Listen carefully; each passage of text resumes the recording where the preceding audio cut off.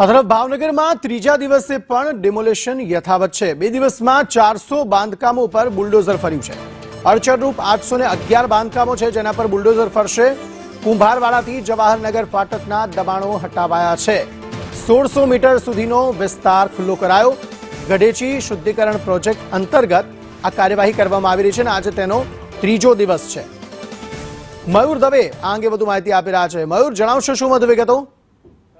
ચોક્કસથી વાત કરીએ તો ભાવનગર મનપાનું સૌથી મોટું છે મેગા ડિમોલેશન છે તે સતત ત્રીજા દિવસે પણ યથાવત છે તે જોવા મળી રહ્યું છે।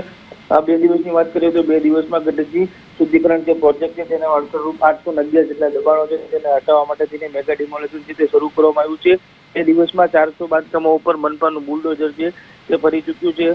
મહત્વનું કહી શકાય કે કુંભારવાડા બ્રિજથી જવાહરનગરના ફાટક સુધીનું જે બંને કાંઠે આવેલા 215 જેટલા બાંધકામો છે તેને દૂર કરવામાં આવ્યા હતા। એટલે કહી શકાય છે કે 2 દિવસમાં 400 બાંધકામો ઉપર મનપાએ છે તે બુલડોઝર ફેરવ્યું છે। ત્યારે 2 દિવસમાં 400 બાંધકામો દૂર કરીને મનપાએ 1600 મીટરનો વિસ્તાર છે તે ખુલ્લો કર્યો છે અને સતત ત્રીજા દિવસે પણ દબાણ હટાવવાની કામગીરી છે તે યથાવત રાખવામાં આવી છે। આભાર સમગ્ર માહિતી આપવા માટે।